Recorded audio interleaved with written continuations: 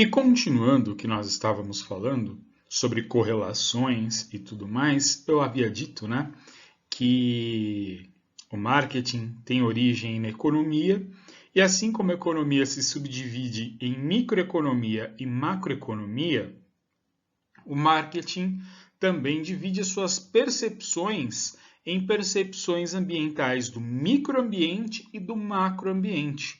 O microambiente é o que atua diretamente na relação com seus clientes mais próximos, né? Então, por exemplo, a própria empresa, aos planos, às ações da empresa, do seu departamento de marketing, determinam muitas coisas no direcionamento, na vida da empresa. Né? As forças que atuam, que pressionam a empresa em uma direção ou outra, tá? Uma outra força muito importante são os seus fornecedores. Então, por exemplo, agora nós estamos com uma questão econômica interessante que é o dólar alto. Esse dólar alto acaba tornando produtos importados caros. Então muda-se a relação com fornecedores. Então muitos fornecedores que antes eram fora do Brasil, hoje agora são nacionais. Por quê? Porque compensa mais produzir com o dólar aí na faixa de quase R$ 6, compensa mais produzir aqui. Então isso muda a relação da empresa até com o seu cliente final. Porque mudando o fornecedor, mudando o input no processo, provavelmente, né, acaba gerando mudanças, diferentes percepções. O exemplo que eu dei lá do leite condensado, né, você muda de fornecedor, acaba mudando a percepção, a qualidade, o entendimento, a recepção desse produto ou serviço. Os intermediários. Quem são os intermediários? Né? Nós temos muitas empresas que trabalham exclusivamente com serviços de apoio. A logística é um serviço de apoio importante. Muitas empresas não têm o seu próprio serviço de logística. Terceiriza. Em vários âmbitos, né? Dada aí a pandemia, a gente percebeu uma mudança, né, no macroambiente, né, que foi uma pandemia, que acabou gerando um movimento, foram muitos restaurantes novos surgiram, né? Muitas empresas da área de alimentos surgiram e nessa esteira a gente viu aí o crescimento dos serviços de entrega, Uber Eats, o Rappi, iFood, né? Tantos outros serviços de entrega que são intermediários do negócio. Né? E empresas de segurança, empresas de TI, de limpeza, todas essas, elas não são diretamente ligadas, até no próprio Instituto Federal, né? A gente tem a manutenção do prédio, o serviço de segurança e limpeza é terceirizado, mas isso também impacta na qualidade e na percepção. Né? Ninguém vai ficar separando a qualidade do Instituto, o Instituto, os professores são bons, mas a portaria é ruim. A portaria é maravilhosa, mas o professor é uma porcaria. Mas então, na média, o Instituto Federal é bom. Não é assim que funciona, né? Todo mundo trabalha em conjunto, mesmo que não seja, né? Que seja uma empresa prestadora de serviço, uma correlata. Então, ela influencia no resultado que a empresa entrega para o cliente final. Os próprios clientes, né? Os próprios clientes, eles estão agindo de forma direta. Eles determinam o sentido, o caminho que a empresa vai seguir, os seus gostos, as suas necessidades e desejos, né? Que são tão comentadas dentro do curso de economia, né? A satisfação das necessidades e desejos. Esse é o objetivo da empresa e cabe ao marketing fazer essa leitura. É o marketing que tem que buscar essa informação e o cliente que faz esses direcionamentos. Por exemplo, agora as pessoas estão mais preocupadas com a saúde. Então, o marketing faz esse levantamento e, dada essa necessidade dos clientes, as empresas de alimento vão procurar trabalhar com menos gordura, menos sódio, né? Melhorar o seu produto final para assim manter os seus clientes, né? E aí que é a razão de ser da empresa, né? Se a empresa não tem cliente, não tem para quê. E os públicos em geral, né? A gente tem imprensa, governo, as empresas elas têm uma correlação muito grande com os poderes públicos, né? Os poderes públicos. O Instituto Federal aqui em Suzano, por exemplo, a gente tem uma boa relação com a prefeitura, então a gente trabalha junto, mas existem órgãos de comunicação. Então a gente precisa também, uma empresa precisa ter uma boa relação com os órgãos de comunicação, com a comunidade no entorno. Por exemplo, há uns anos atrás, né, estourou uma barragem lá em Minas Gerais, né, e poluiu, a parte de mineração poluiu um rio muito importante lá chamado Rio Pomba. E esse rio ele desemboca aqui nesse Paraíba do Sul, que sai aqui em São Paulo, tal. O que acontece? O Ministério Público pediu o fechamento dessa mineradora. Só que essa mineradora ela gera muitos empregos na cidade. Então, a mineradora, por ter uma relação muito boa com a comunidade e com a prefeitura e forças públicas, conseguiu reverter. Por quê? Porque tinha um apoio popular. Aconteceu um acidente, eles se comprometeram a indenizar as pessoas, a tratar a água, né? Então, essa relação implica nisso. Por exemplo, também os carros que sempre passam por recall, né? Eles saem com algum problema de fabricação. Então, isso sai na mídia, afeta diretamente os clientes, os intermediários, né? Que são as agências de veículos, que vendem, né, as empresas que vendem os veículos, o fabricante, o consumidor, a mídia. Então, como essas coisas são tratadas, né? Como isso é tratado, impacta diretamente na percepção do público, do consumidor final. E quanto maior for esse trato, né, quanto melhor for esse trato com todos esses públicos, menos manchas sobram para a empresa. Depois de um certo tempo, ela consegue recuperar a sua imagem. A gente percebe isso quando acontece um desastre em uma grande empresa que tem ações na bolsa. A primeira coisa que acontece são as ações caírem, né? Por conta disso, por conta da percepção de que a empresa não é uma empresa tão benquista, e aí as pessoas não vão querer comprar os seus produtos, então não vai ter lucro. Se não vai ter lucro, os acionistas não vão ganhar dinheiro, então as ações tendem a cair. Então, essa percepção, esse cuidado com a imagem pública da empresa e a relação com esses demais agentes públicos, muito importante, tá? Essa buzininha que vocês estão ouvindo aqui, depois nós vamos usar isso aí como exemplos aí mais para frente, né? Que é o carro do pão. Aqui na minha rua, além de passar o ovo, passa o pão também, tá? Então, guardem aí essa buzininha aí que a gente vai usar mais para frente como exemplo. Tá? Agora nós vamos falar das forças macroambientais. Elas têm duas características, né? A primeira, que as forças macroambientais influenciam as micro e as micro diretamente a empresa, tá? E as macroambientais, a segunda característica é que a empresa não tem controle. Só resta à empresa compreender o seu funcionamento e usar isso da melhor forma possível. Então, as principais forças ambientais que nós temos, macroambientais, são a demografia. Tá? A demografia não é só o tamanho da população, né? Isso é um fator muito importante.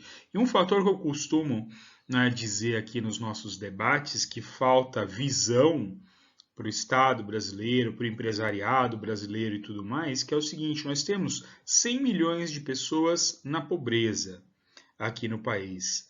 Né? 100 milhões, vocês sabiam que existem só 13 países no mundo com mais de 100 milhões de habitantes? Então, é uma população gigante, que se essa população tivesse no mercado consumidor de uma forma mais forte, a nossa economia giraria de uma forma mais forte. Então nós temos uma população imensa e não é só a população, né? Mas são as estruturas dessa população. Por exemplo, antigamente as famílias eram grandes, então era normal ter pai, mãe, 5 irmãos, 10 irmãos. Então, o que acontecia? Você tem uma família que seja uma família grande, que tenha 10 irmãos. Pai, mãe, 10 irmãos. 12 pessoas dentro de uma casa. Um caos, um absurdo pra gente hoje, né? Muita gente pra caramba, mas existia. A gente imaginar isso é uma estrutura familiar que existia, né? Hoje não tem tantas pessoas assim. Mas aí era necessário o quê? Uma geladeira, um fogão. Você não precisa ter mais do que isso. Apesar do volume grande, né, de consumo de alimento de 12 pessoas, você não precisava de ter mais. É interessante que uma coisa que vocês que são jovens e eu que sou velho, eu vi. Existia no supermercado embalagens de açúcar de 5 quilos. E era o que meus pais compravam quando a gente era pequeno, que as estruturas familiares eram maiores, então o consumo de açúcar era maior, porque não havia tanto consumo de produto industrializado. Não se comprava bolinho pronto, refrigerante era só de final de semana. Então, fazia-se em casa bolo, fazia suco, né, biscoito, essas coisas todas eram feitas em casa. Então, se consumia muito açúcar, né, que é uma tradição, é um perfil aqui do Brasil, que a gente vai até falar lá no último, né, que são as questões culturais. Aqui no Brasil a gente tem a cultura do consumo de açúcar, porque nós somos, né, e já somos há muito tempo grandes produtores de açúcar, né? Então a gente consome bastante. Então isso influencia, né, a demografia influencia nisso, tamanho das famílias, tamanho de consumo de certos produtos. Aí mudou. As famílias agora são menores. O que a gente tem? Embalagens com produtos, quantidades menores, né? Então a demografia influencia nisso. Serviços de entrega. Hoje não existe mais a ideia de alguém abrir um negócio, principalmente na área de alimentos, que não faça entrega, né? Hoje tem entrega até de pet, né? A logística até do cachorro. Você quer lavar um cachorro, a pessoa busca o teu cachorro, leva, lava e devolve o teu cachorro, né? Então a demografia implica nisso. Você tinha famílias grandes, um veículo, todo mundo, se não cabe, não vai todo mundo, faz 2 viagens. Hoje não.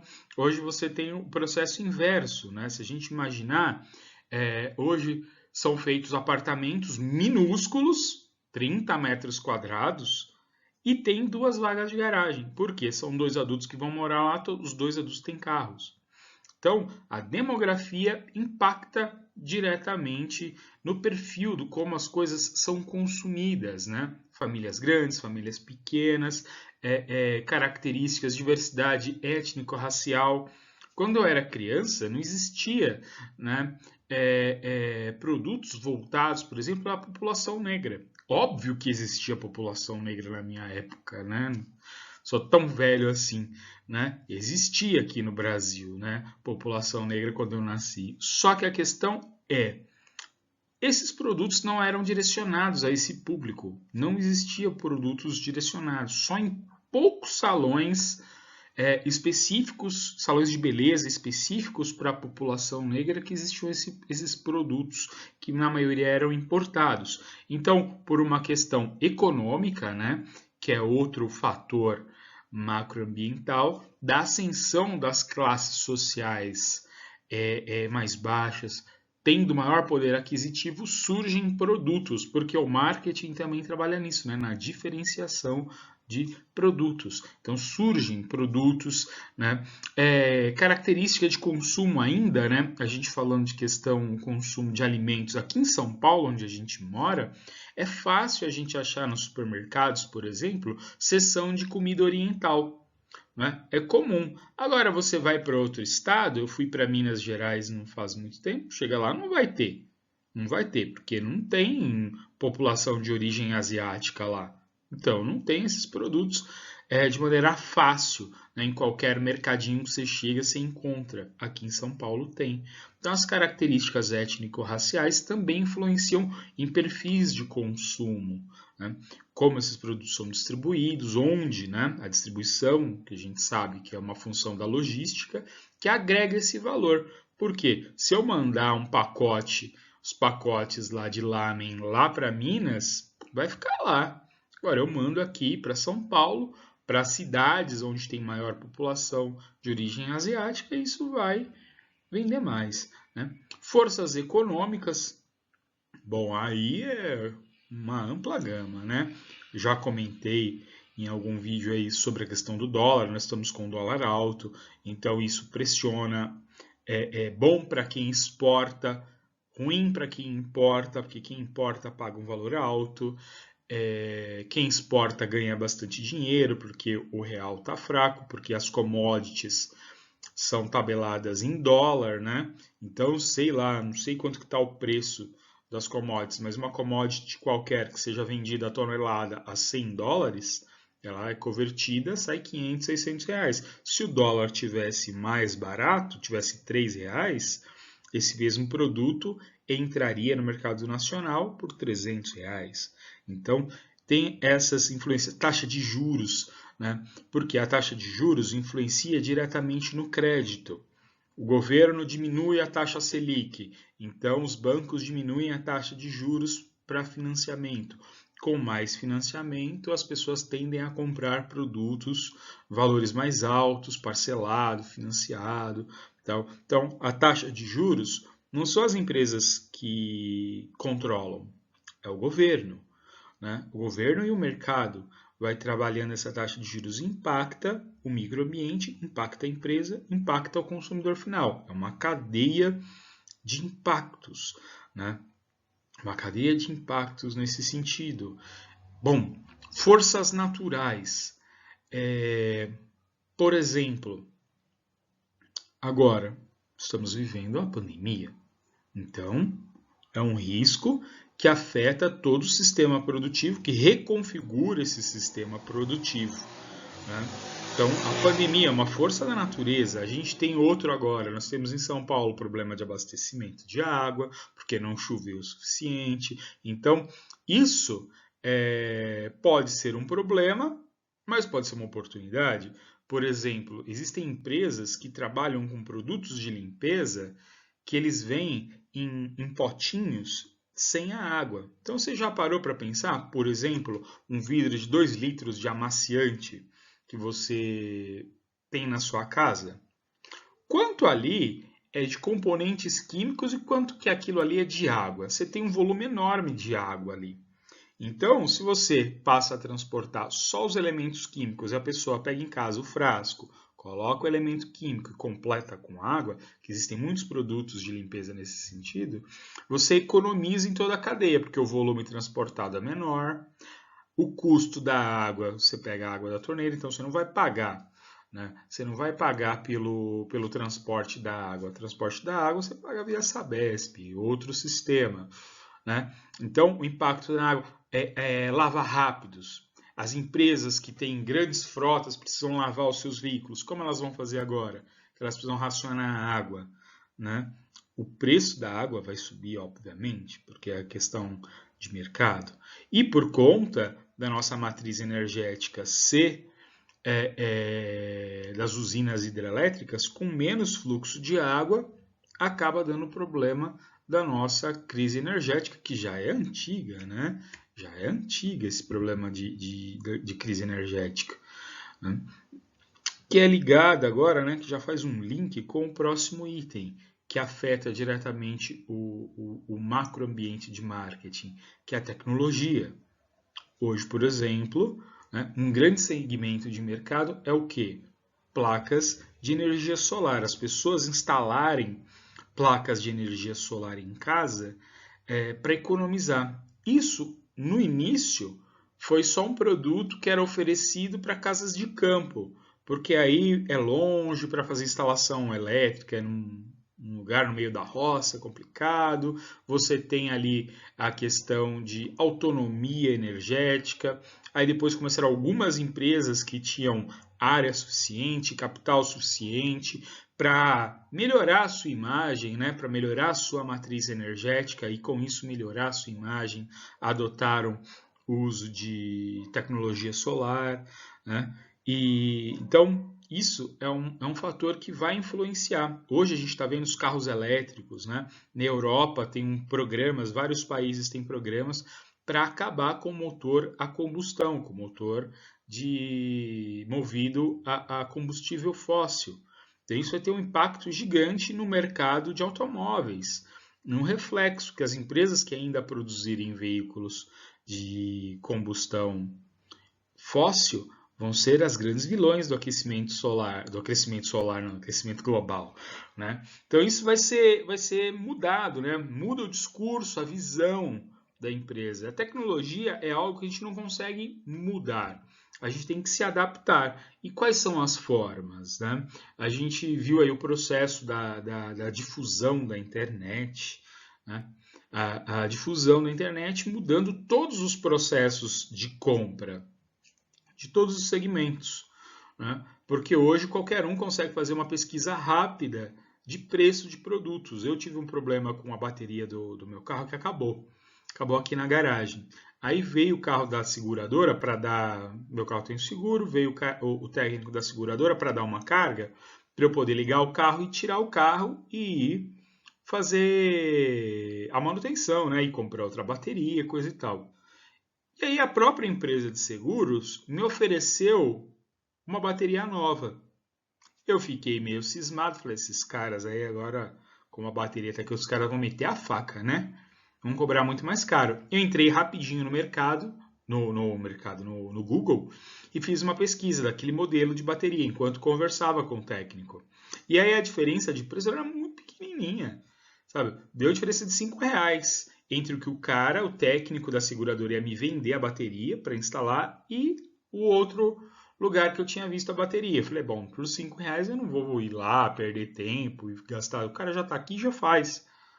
Então é isso, né? Então a tecnologia, as empresas precisam se adaptar. A empresa lá de seguros viu a possibilidade de que ela pode atender mais rápido, melhorar, entregar. Por quê? Fiz tudo também pelo aplicativo. Eu abri o aplicativo e fiz o pedido. A comunicação hoje das empresas é muito via redes sociais, né?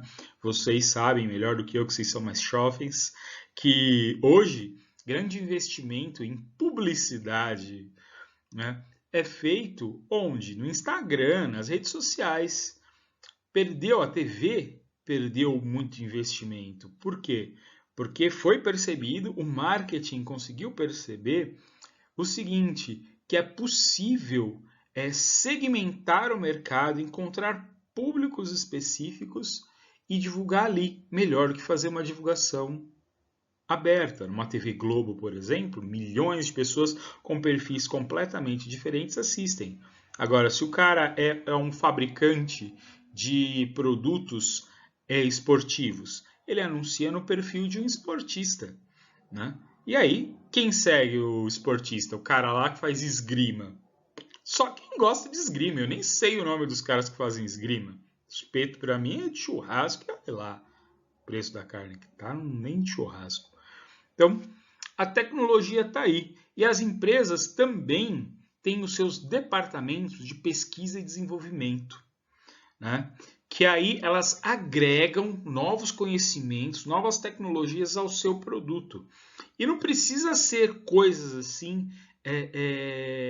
de uma nova ciência, no processo, diretamente no produto e tal. Um exemplo simples, né? Hoje, nas caixinhas do McLanche Feliz, às vezes vem um QR Code que você clica lá e baixa um joguinho, vai para um site onde tem um joguinho específico para o público do McDonald's. E a tecnologia aplicada ali é um produto que sei lá, existe desde sempre o McLanche Feliz.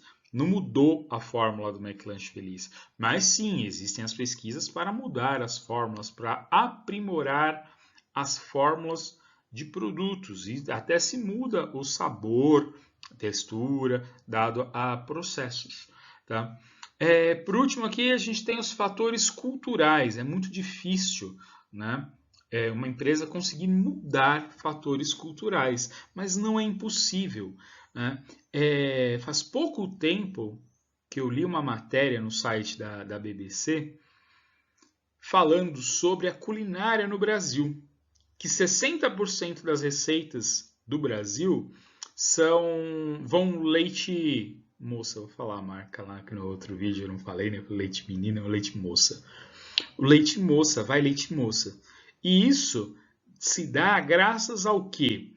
A percepção da Nestlé de como puxar a sua demanda, né? Que sempre coloca no rótulo receitas.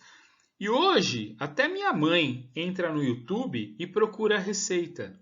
Mas se você imaginar isso, há 40, 50, 70 anos atrás, a pessoa nem rádio tinha.